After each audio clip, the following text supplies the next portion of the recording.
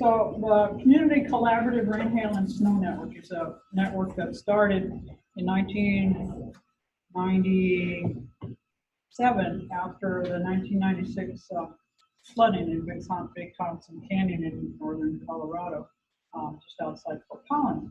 And the Weather Service had a couple of gauges, mostly on the flat, not up in the high country. And they had only recorded a couple of inches of rain. And everybody was shocked and surprised that the whole damn canyon flooded and most of the homes that were built along the canyon wall were wiped out, along with all the bridges and everything else. There had been something in that order of 12 inches of rain that had actually fallen in the mountains. The Weather Service couldn't warn people because they only saw there was 2 inches down on the eastern side. So the people in Fort Collins were quite upset that they didn't know how much precipitation had actually fallen.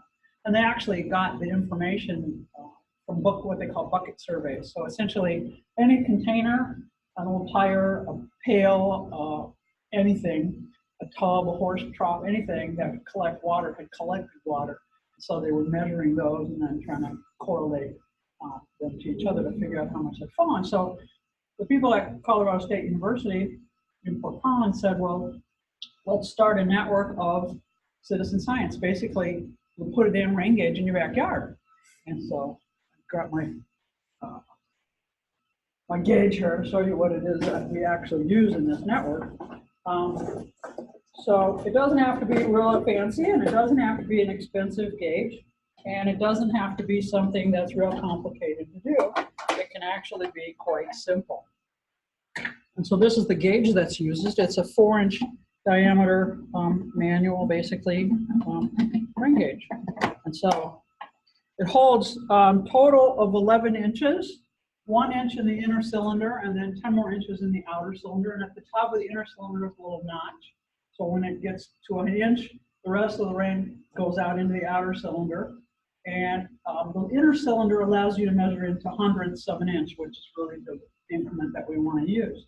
So for Arizona, you know, chances of the whole gauge filling up in a day are pretty slim. But in other places like Florida, 15 inches in one storm in the course of a day is not an unusual thing. So for us, it's pretty simple. Usually you go out there and it's 0. You just go into your computer and you open your thing, you log in, and it defaults to 0, and you just say submit. You don't even have to enter a number. Most of the time in Arizona. Other places don't have it. So they started this network, and it started in Fort Collins. And so essentially, grassroots, nonprofit, community-based, high-density precipitation network. This is to get as many gauges around the area as they can get. Everybody's a volunteer. There's only a couple of paid people, and that one is the IT database guy, one is the education guy, and there's one other person that does quality control. Those are the only 3 people that are paid in the entire network. So everybody takes a measurement in their backyard, their front yard, their schoolyard, near their office, wherever it is that they can take.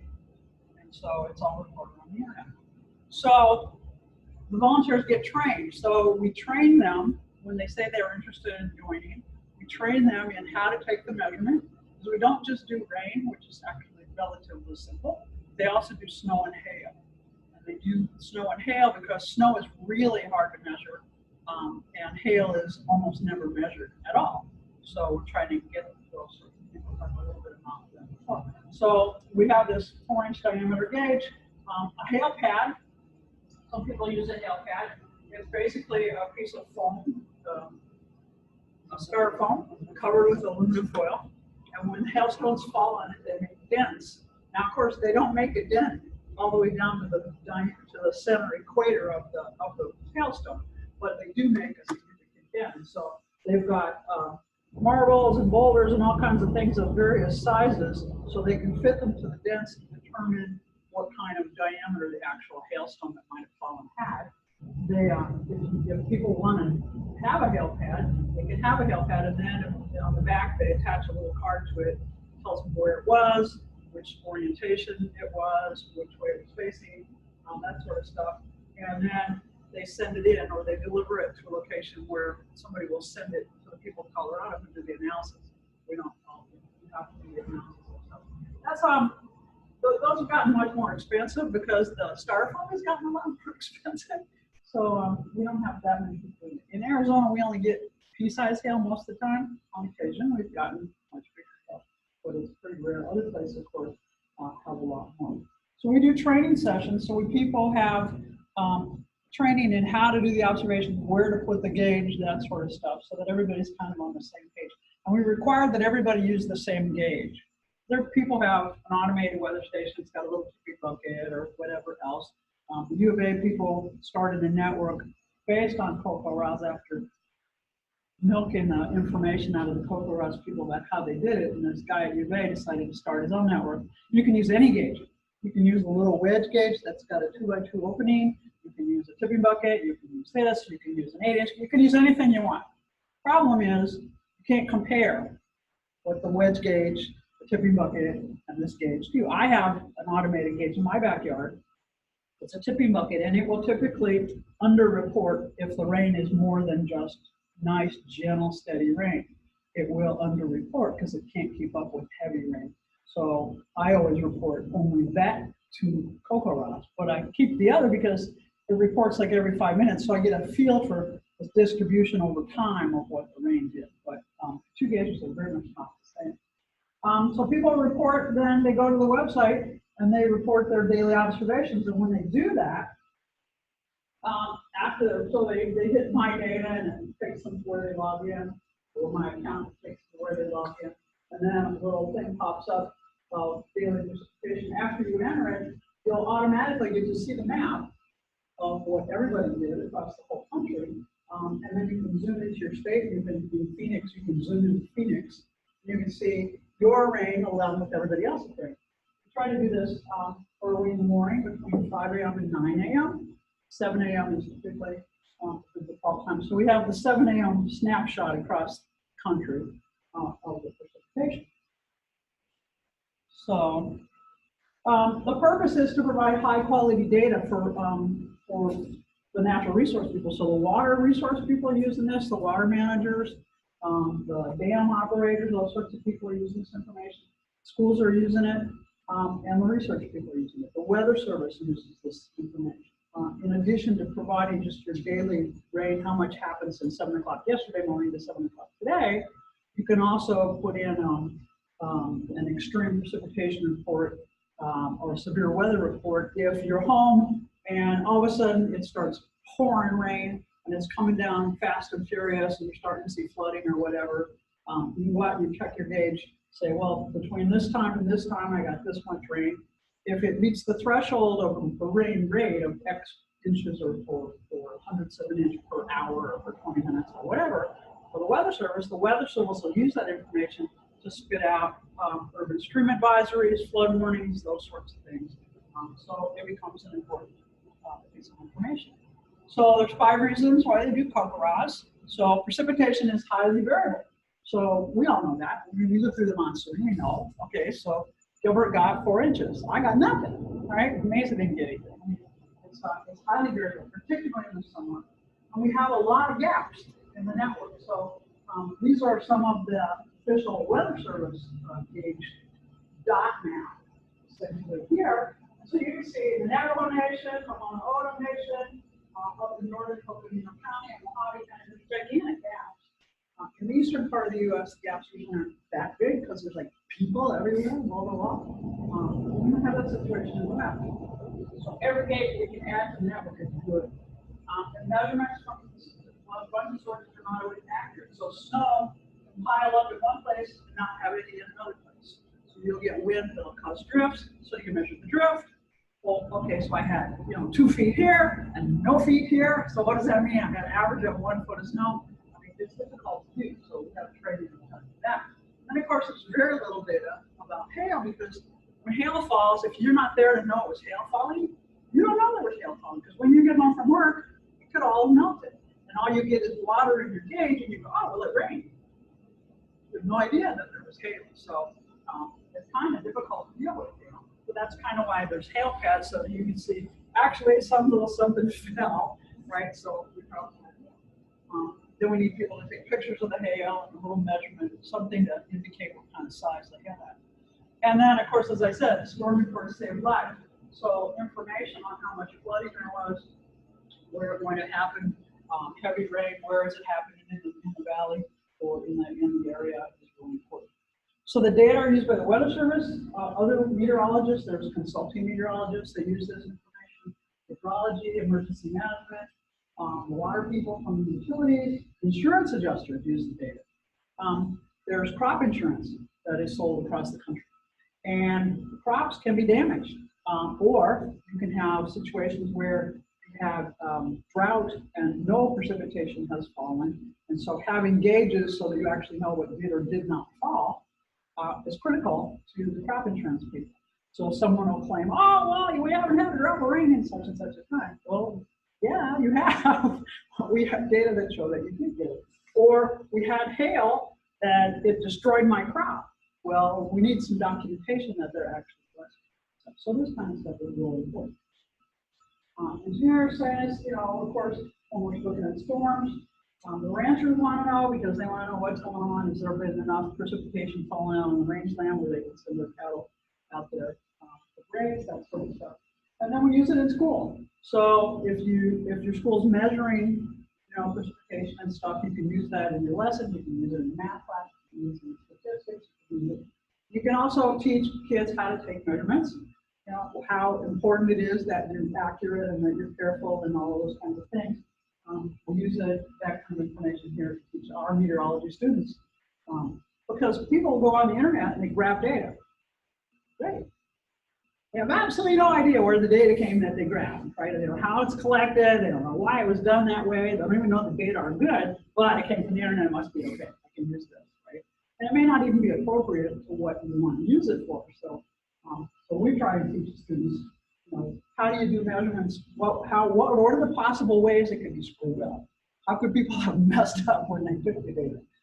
Decimal points are a big issue that we have a lot of because people like misplace a decimal when they enter the thing, and it's like, oh, you had 4 inches. Oh, 407 inch. Oh, okay. Well, there's a big difference, but we do do some QC for that. Sponsors included NOAA, Colorado State University, National Science Foundation, USDA, the Reclamation, the Weather Service offices, individuals, and a bunch of other people. NSF, when they provide grants, they've had grants for CoCoRaHS.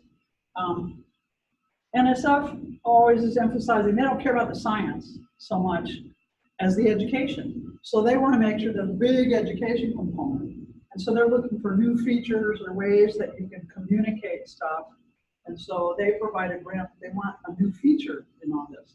So they're not providing money for operational continuation of the thing, but for, a new thing you could provide. Similar things with NOAA. They're not necessarily providing a lot of money for operations, so it can be a difficult thing to do. But education is really important. So on the website, there's education, there's an education link, training slideshow links, there's videos, and so teachers can go and there's lesson plans and there's information about how they can use the data. And of course, we also encourage schools to have a station. And so they can have, if there's a teacher who wants to take her classes out and be the one to show them how to do all this and kind of handle the station, we encourage that. So there's nobody there on the weekend. Okay, we can handle that. It's not, we don't expect people to be there 24/7, 365. People like to take vacations, if something happens and you can't do that. So we have a way that you can enter a multi-day report. So if you miss a couple days, you come back and report, okay, over the last 3 days, here's how much rain accumulated in the gauge. Now they may not know which day it fell. They have fallen all 3 days. In Arizona, usually you can find out which day it fell because it's not usually happening every day. But that's important. So they take it on Friday and they come back on Monday because they're not there at school on the weekend, right? Or in the summer, the station may just shut down in the summer, come back in the fall and stuff. That's okay. We have snowbirds that do it too. So they do it in Minnesota in the summertime and they come down here into Phoenix in the wintertime. So they have a place down here and a place there, 2 separate stations. It works out. So we have a lot of educational stuff that goes on. So this is a couple of things. I'm going to click on this, but it's not real critical. There'll be audio.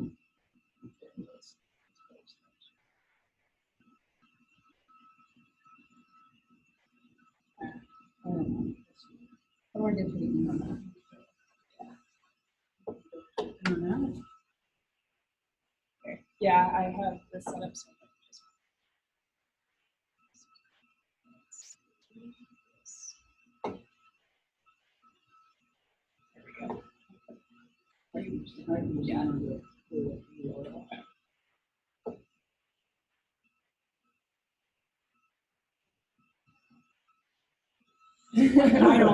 I don't see it on my screen, so I don't. yeah, I'm like, you can drag it back over there.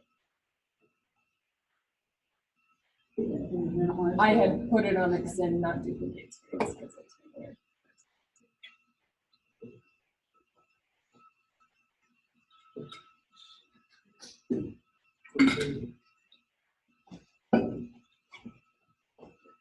There we go. Okay, cool.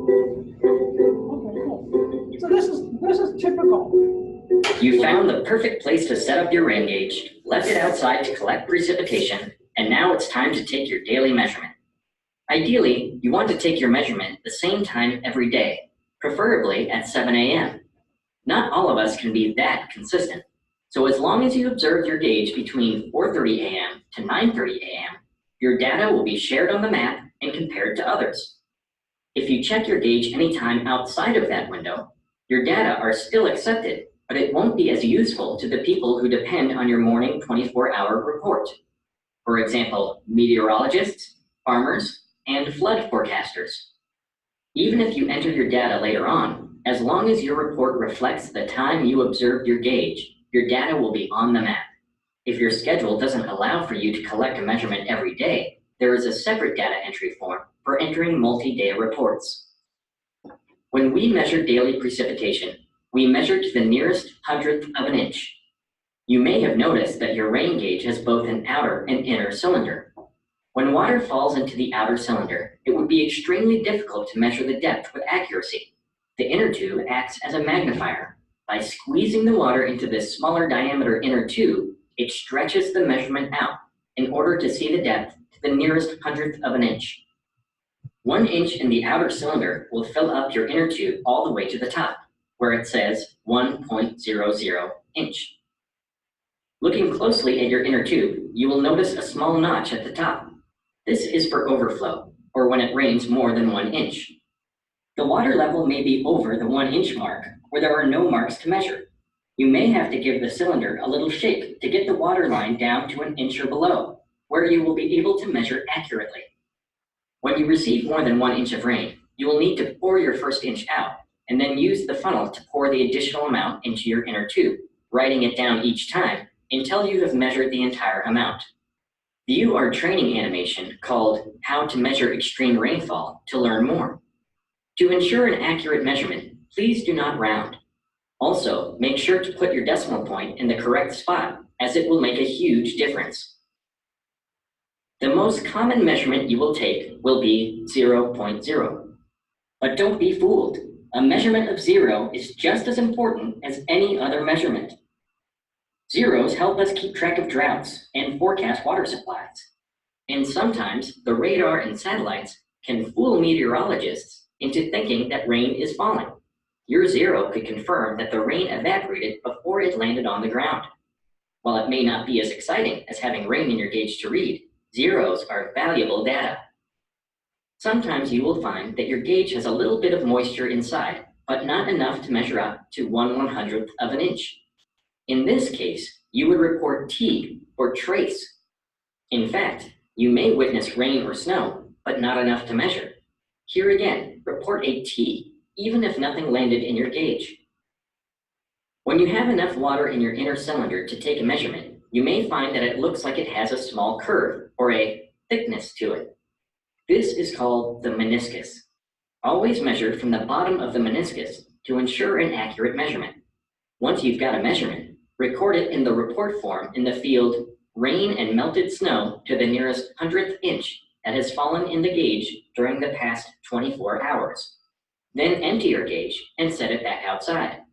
For more information on how to record a measurement while it is raining or snowing, or more details on how to measure if you receive more than 1 inch of rain, please check out our video on how to measure extreme rainfall.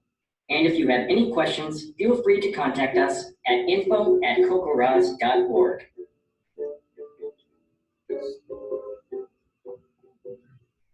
So there's a whole bunch of those videos. So what they got is there's an artist up there, Fort Collins, who draws these things and then narrates them. And they try to. In this animation, we will talk about how to measure in cases of extreme rainfall. But before we get started, remember, do not put yourself in harm's way to get a measurement. Extreme rainfall can be coupled with high winds, lightning, hail. So they do one on the water cycle. They've done a whole bunch of how to measure snow and all that. And they found that the observers, whether they're kids or they're adults, love them because it's usually entertaining the way that the artist does the thing and does it. So those are real popular things, and they're real helpful in terms of training. And also people, if they're not going to be able to get to a training session or something, they can, enroll themselves and find out. So those were actually pretty popular. So this is kind of what it looks like. Arizona has 1,351 observers registered at this point in time. So this is an event that happened this past last Saturday, and we had pretty heavy rain. Sunday morning, the 14th. This is what it looks like everybody had across the valley. This is zoomed into the Phoenix map. So up there it says Arizona, the state of Arizona. We're looking at precipitation, and we're looking at all the different counties. Tucson and Sierra Vista are the other ones that are flooded. And so there's a little scale that scales you to basically what you zoom into. So this is me down here at 0.03 inches. Rain too good. So you get to look and see what did you get and what did everybody else get. So we get some of them where you got a lot of observers in the area, but you can still see there's huge variability. This is summertime. This is normal for what happens. I mean, it's not a widespread thing. Winter tends to be a little bit more widespread. So people go, well, you already, you need another gauge at such and such. Yes. The answer is yes. I don't care where you live. If your next door neighbor has one, yes, we need another gauge. But he might be on vacation and you'll be home. So we'll get that piece of information. So we do things like this, percent of normal precipitation. So these are the dots where we actually have gauges, but then we generate now, so it's like this. Okay, well, maybe not, but there's all kinds of spaces up here. We don't really have any idea what fell. So we're doing some kind of a spatial interpolation to fill in that spot that may or may not be accurate. And in the summertime, it's usually not really accurate. So, we're always looking for more gauges. But here's some of the challenges and the problems and the things that the observers have said. So they did a series of surveys because the National Science Foundation always want you to do surveys and report back and giving you all this diagnostic stuff about your project. And so a lot of observers said they make the measurements even in the absence of the network. They would have a gauge and they always want to know what fell, because they're interested in weather and climate all by themselves. A lot of the observers, there's former Weather Service people, there's former Air Force and other fleet people who used to always be looking at observations and that kind of stuff, monitoring things, geology people, the USGS people and so forth, and used to looking at precipitation and spring gauge data. They do this anyway. And a lot of them do because they believe the data are useful to observers. So you have to make that connection so that they know someone's looking at the data. And then they like to compare their values with nearby stuff. What are the guys on the next block? What are the guys a mile away? What they need is recognition that there's use of their data, that someone's using it. So to encourage them to continue to observe is to say, yeah, so-and-so's, using your data, here's how it's being used. Urban stream advisories, flood warnings, those sorts of things, or it's being used by researchers for this, that, or the other stuff. That's important, and show them how it's being used. And respond to their comments. So there's a comment place, people can enter their data and then they can write a comment. So people will have things like, nobody ever reads my comments. And then they'll get an email saying, yeah, we did read the comments. So we never read it, and we do read the comments. Like, wow, cool, somebody read my comment. Even when we get somebody in that map I showed. So there may be a spot on that in all those, maybe in an area where everybody had like 1/10 of an inch to maybe 0.2 inches. Somebody had 2.0 inches, right in the middle of all those people who had that smaller amount, right? So the quality control people will look at that because it looks like an outlier. And so they'll email the observer and say, hi, did you really have 2 inches, meaning you had to do multiple empties of the bigger gauge and the little one and all of that, or the potential, because the people around you seem to have like 0.2, or could there have been a decimal error? Sometimes, no, they had 2, and sometimes, no, they messed the decimal up. But even when they've made a mistake, they appreciated that someone looked and that someone got back to them, and they did want to correct the data if they had made a mistake. So, even when you get back to them because they made a boo-boo, they appreciate that, hey, you're looking at it, someone cares. So they wanted to see more data analysis and tools, graphs and charts and maps and other kinds of things so that they could see how the data stack up. They can get an annual summary or a period of summary, so they can say, well, how much rain have I had in my house since January?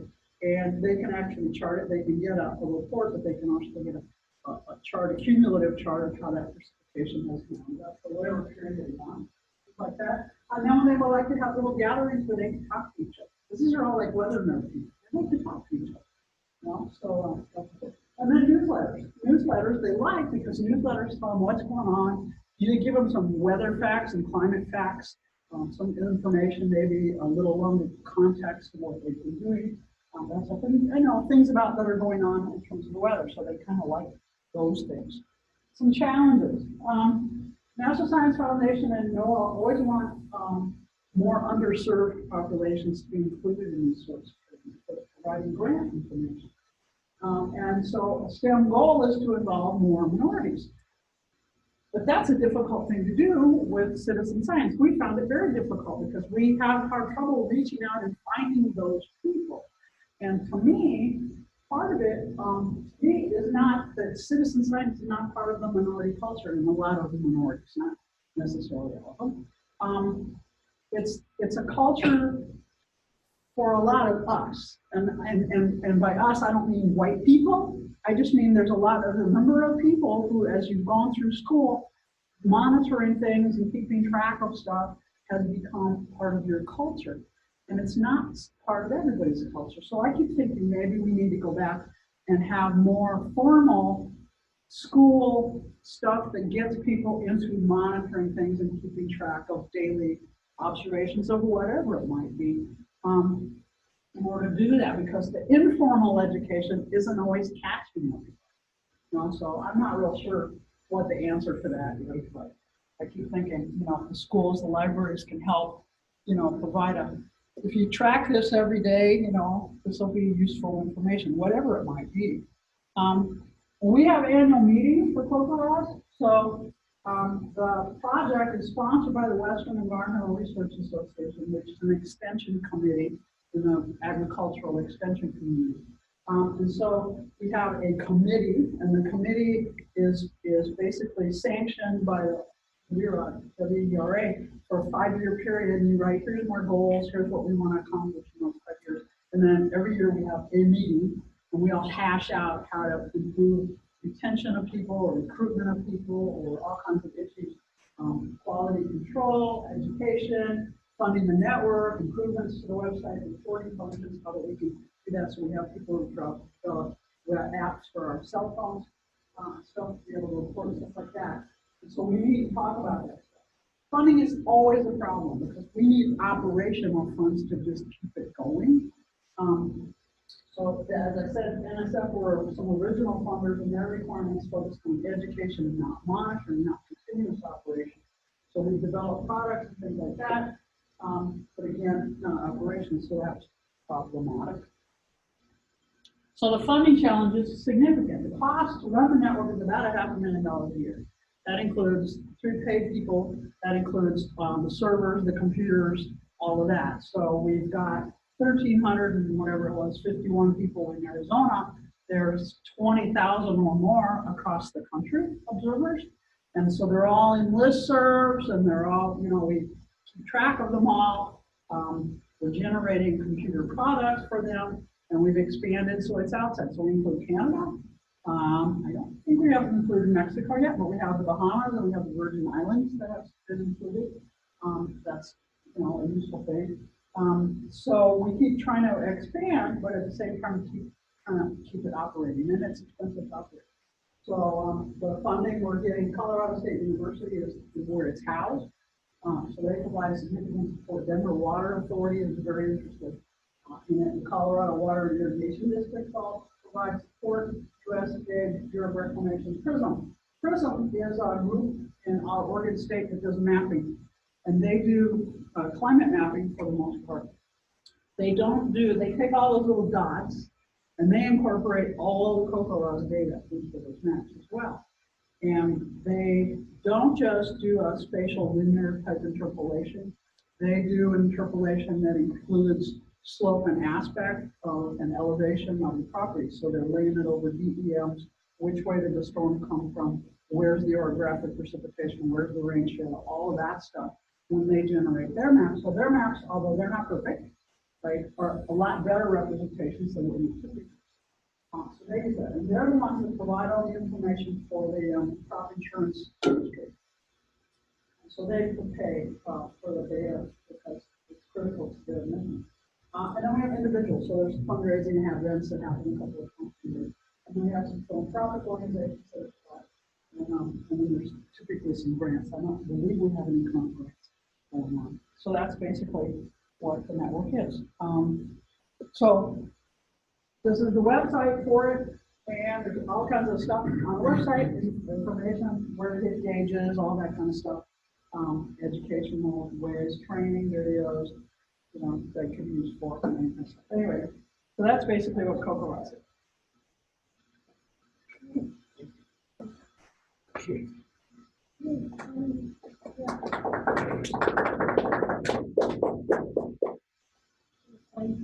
Questions? So you said schools have these, do a lot of schools have these and report every day, like have a urban science or? Yeah, there's probably more schools in Colorado that are affiliated. We have a few. I think there's probably more around between 6 and 12 schools in Arizona that want to participate. Because I'll go and I'll do talks to classes, and it doesn't matter whether it's anywhere K through 12. It can be third graders, it can be kindergarten, it can be whatever.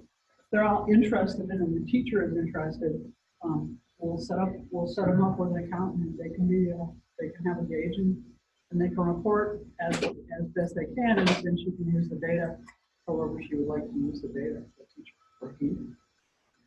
But yeah, so in Colorado, the guy that does the education component, he does a lot of talks in community and school groups around Colorado, and so he's gotten a whole bunch of schools to become involved.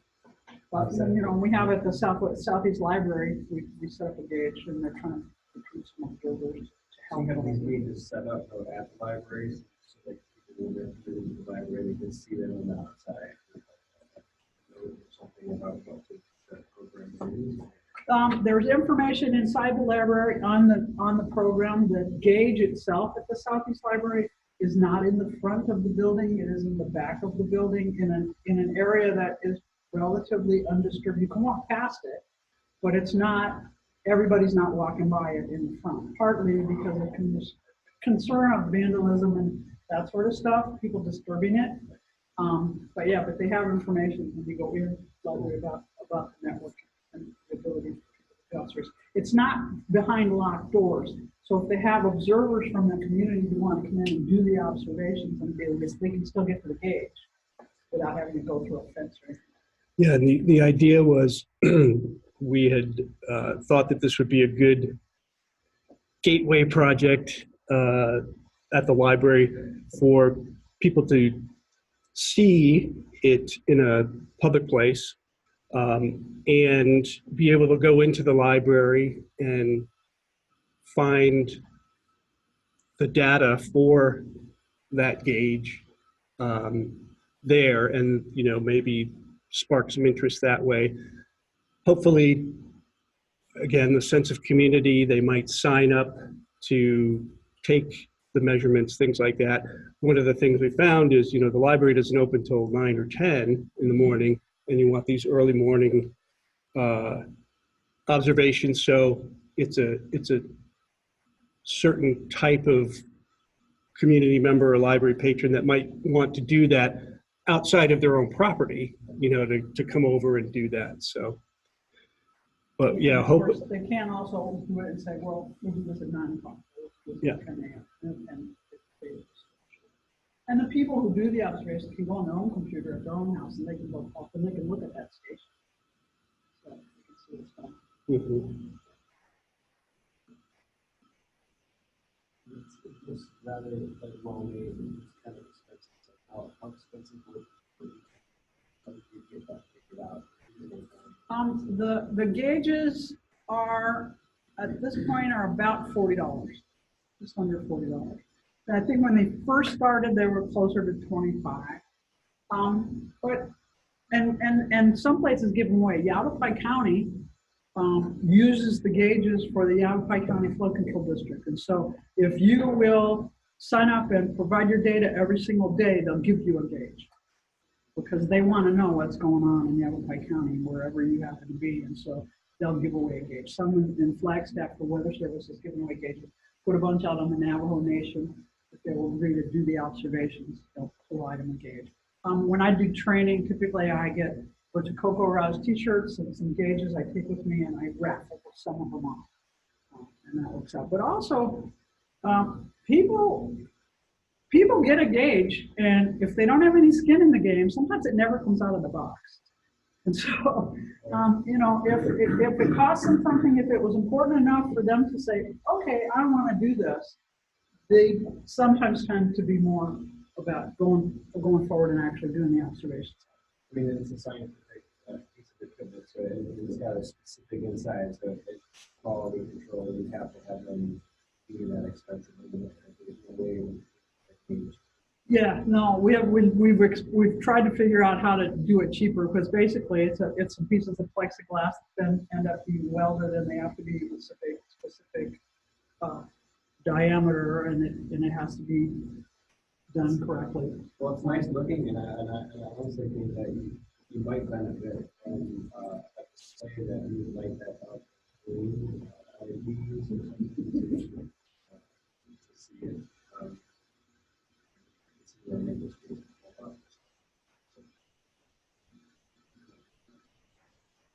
Yeah. Yeah, there's a couple of vendors.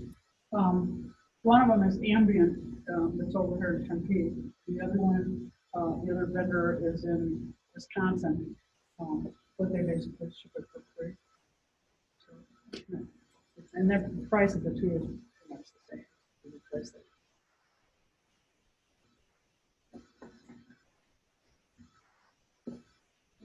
Anything else? But how do you think we need the local government to use this kind of data?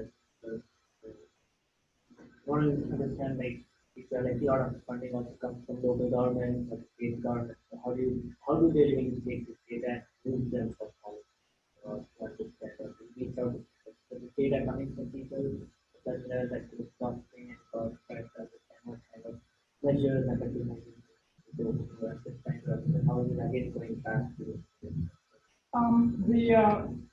the flood control districts all look at the data. The Maricopa County Flood Control District, of course, is one of the largest in the country, and they have some 400 gauges of their own. They use something called an alert gauge, and the alert gauge measures in millimeters. So it's a little bit, but they also look at the CoCoRaHS data as well, because even though there's 400 across the county, we have another almost 400 in CoCoRaHS, and so that helps them as well. It also helps quality control. The transportation department looks at it in terms of what streets are flooding and how much rain did it cost to generate that kind of flooding. Typically now, and the city's just upgraded a lot of parts of the city that are flooding every single time we get these events. And so they've said, well, okay, I think we're gonna do something, right, to prevent you guys from having this whole thing get under 3 feet of water every single time it rains.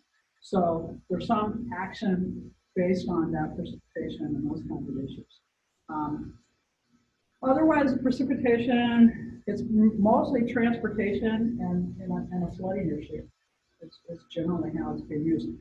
It's a water resource issue for like SRP.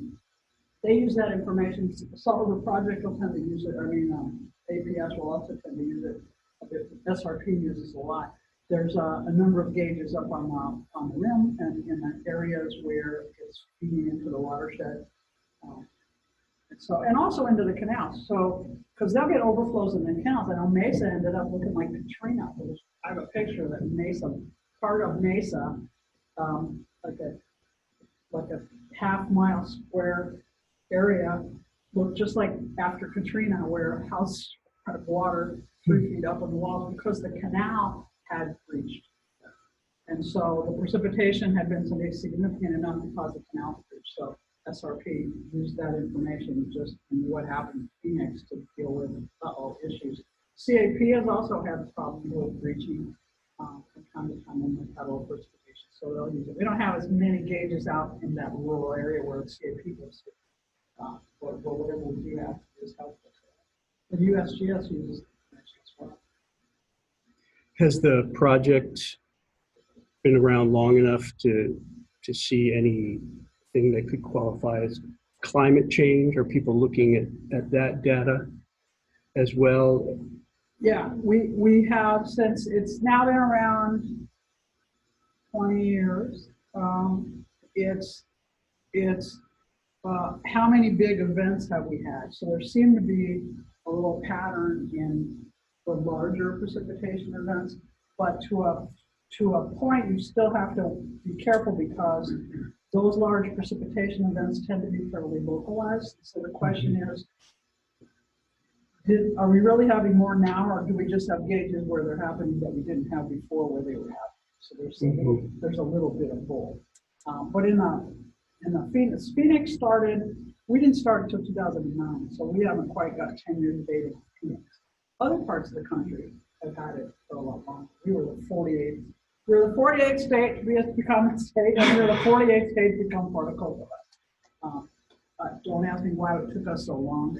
No, they didn't come to us until 2008 and said, "Did you guys want to join?" Of course we did. Because the U of A, for people that already started their network, which pretty much is Southern Arizona, and they've never extended. The problem with the U of A guys is he never lets anybody use his data. You never get a summary of your data. You never get anything. He just like sucks it in and it goes in a black hole.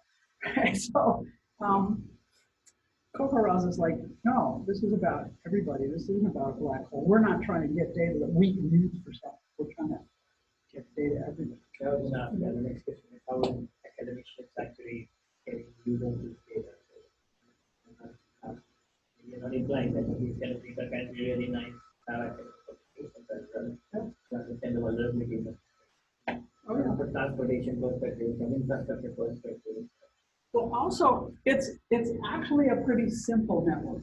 And so the WMO has come to CoCoRaHS to say, can you come and talk to us about how potentially this kind of a network can be used in Africa and in other places where they don't have they don't have electricity, they don't have a way to have an automated gauge and send information. But they do have some places with internet service. They do have some places with cell phone service that people could still enter their data and see what's going on. So, you know, it's relatively low tech, but cell phones are becoming, I'm not going to say ubiquitous. They're ubiquitous here, but they're not necessarily ubiquitous everywhere. And the internet isn't necessarily ubiquitous. But those things are moving forward, and even if all you've got is you put the gauge in the village, and they now have a way to go every day and see how much precipitation they get, that can help them. How much rain are we getting? What can we grow? What can't we grow? What are the crops doing? What's happening? Can we document the drought? Those sorts of things. Yeah, right. Yeah, Africa is actually moving a lot faster because we always find these kinds of hotspots as they can leap forward the traditional paradigm and like use this innovative way technology, not just technologies but innovative approaches to solve local jobs. There's a lot of use, not just use mapping but open street mapping, right? communities mapping themselves, like there are areas in Africa, like big slums, there are actually no maps, like there are hundreds and hundreds of thousands of people without any maps. So there are a lot of people mapping themselves, that with focus big communities are actually helping them, they are mapping their own. So I guess this depends upon what are we looking at, but it also has to be we already spoke to that organization about how can we, it's not exactly replicated, but in a sense, get some ideas to make sure that citizens are actually engaged in terms of creating or communities that itself can respond to humanitarian crisis. And in addition to precipitation, there's also drought impacts. So you can report drought impacts. So it's basically a question of finding some place, somewhere that you go on a regular basis that is outside of you're watering your lawn, you're watering your bushes, right? Where you're not providing water. That, you know, so you go for a walk every morning and you go past places that only get natural precipitation, or hiking up the mountain or whatever it might be, and then you, on a weekly basis, you report what does it look like? Is it changing? Is it getting drier? Is it getting wetter? You know, are you seeing flowers happening? Now, geez, I usually see flowers this time of year. I'm no longer seeing anything, or it's all dying. Well, we were watching. We documented creosote dying. Okay.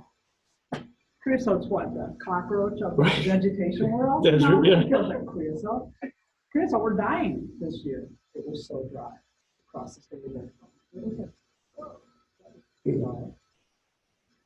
But, you know, people can comment on that. So the drought monitors that do the weekly drought monitor maps across the U.S.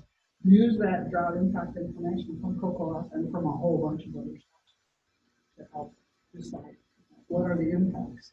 Because the precipitation maps, as you saw, you know, they do a big interpolation. It's like, okay, and sometimes they're based on radar estimates, and the radar estimates aren't always great and easy down true.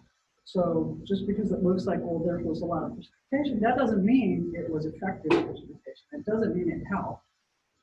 So were the people looking at the space on the ground saying, oh yeah, the rain helped, you know, this is improved, or it's not. So they also depend on those people's reports of what actually happened, not just, oh, it rained, but yeah, it wasn't much. Because we'll get, in Arizona, we get, oh, geez, we had rain in June. And you look at the map and there'll be the percent of normal precipitation. Well, you know what June is like. So percent of normal, oh my God, we were 500% of normal. Well, we only get 0.02 inches in the whole month, so 500% of that, so we had what, 1/10 of an inch? That's not gonna matter, right? Who cares? You know, it's not enough to make it, but so you have to understand, you know, where you are too. And the drought monitor authors, most of them are not from here. So they don't always understand, oh, geez, that rain, it looks like it was real good. Mhm. Cool. Thank you. Thank you.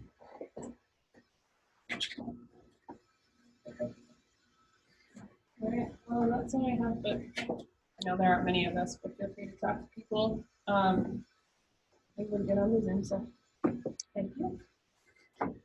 I think all the pizza got eaten, but there's soda still. Have at it if you want some.